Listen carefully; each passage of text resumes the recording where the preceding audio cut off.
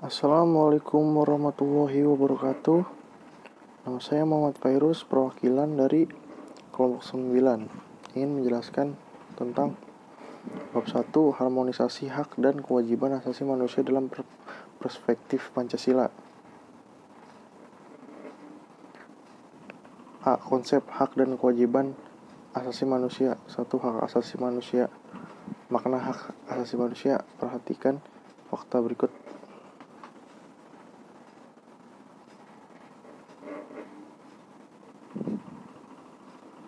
Jadi makna sederhana hak asasi manusia itu adalah hak dasar manusia menurut kodratnya.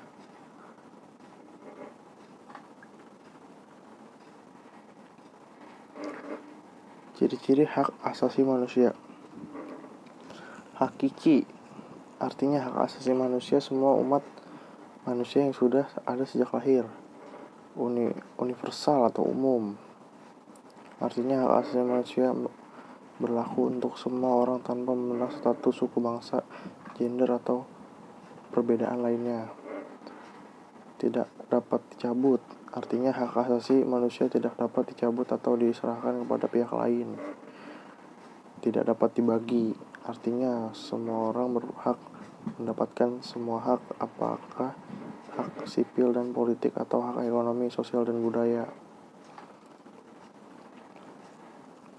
2. Makna kewajiban hak asasi manusia.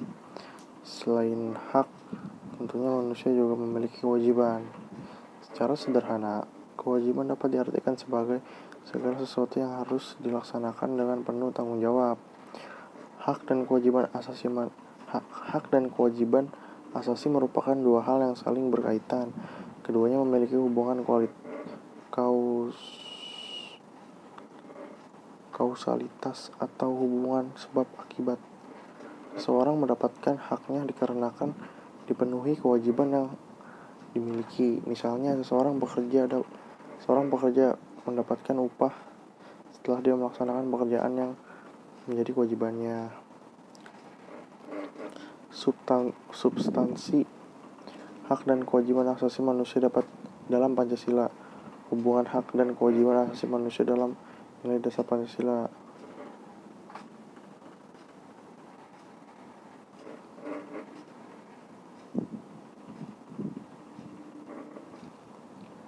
Dua, hak dan kewajiban asasi manusia dalam nilai instrumental Pancasila. 3. Hak dan kewajiban asasi manusia dalam nilai praksis sila Pancasila. Nilai praksis merupakan realisasi nilai-nilai instrumental suatu pengalaman dalam kehidupan sehari-hari.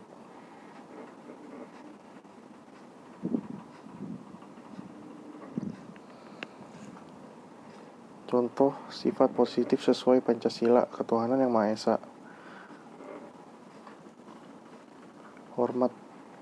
Menghormati dalam bekerja sama antar umat beragama sehingga terbina kerukunan hidup, saling menghormati kebebasan beribadah sesuai agama dan kepercayaan, tidak memaksakan sesuatu agama dan kepercayaan kepada orang lain, manusia yang adil dan beradab, mengakui persamaan derajat hak dan kewajiban antara sesama manusia, saling mencintai sesama manusia, dan lain-lain.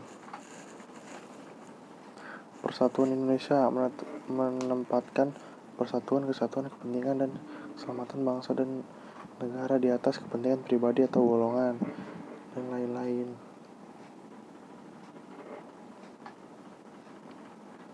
Kerakyatan yang dipimpin oleh hikmat kebijaksanaan dalam permusyawaratan perwakilan.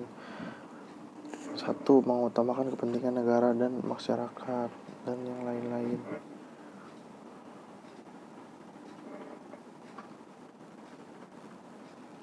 5. Keadilan sosial bagi seluruh rakyat Indonesia.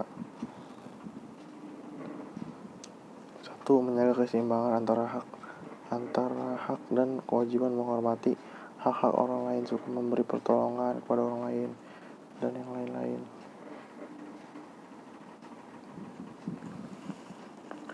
C. Kasus pelanggaran hak asasi manusia. Penyebab pelanggaran hak asasi manusia. Faktor internal yaitu dorongan untuk melakukan pelanggaran HAM yang berasal dari diri pelaku pelanggar HAM diantaranya sebagai berikut: sikap egois atau terlalu mementingkan diri sendiri, rendahnya kesadaran HAM, sikap tidak toleran. Faktor eksternal yaitu faktor-faktor di luar diri manusia yang mendorong seseorang atau sekelompok orang melakukan pelanggaran HAM diantaranya sebagai berikut: penyalahgunaan kekuasaan, ketidaktegasan aparat penegak hukum, penyalahgunaan teknologi, kesenjangan sosial dan ekonomi yang tinggi. D. Upaya penegakan hak asasi manusia atau HAM. 1. Upaya pemerintah dalam menegakkan HAM. Pembentukan Komisi Nasional Hak Asasi Manusia atau disebut Komnas HAM. Komnas HAM merupakan lembaga negara mandiri setingkat lembaga negara lainnya yang berfungsi sebagai lembaga pengkajian.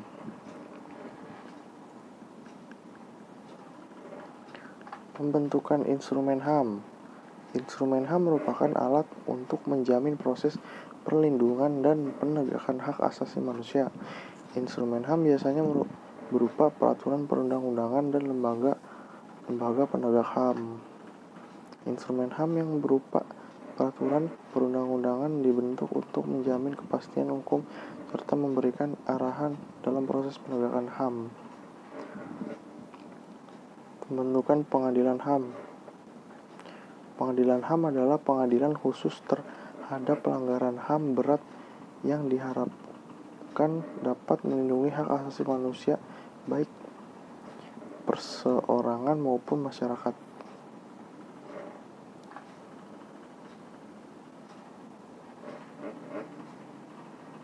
Upaya penanganan kasus pelanggaran hak asasi manusia sebagai berikut.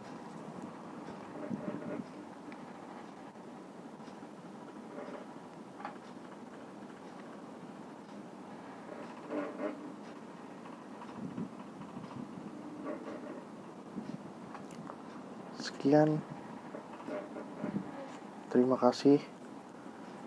Berikutnya akan dilanjutkan oleh Firly. Wassalamualaikum warahmatullahi wabarakatuh.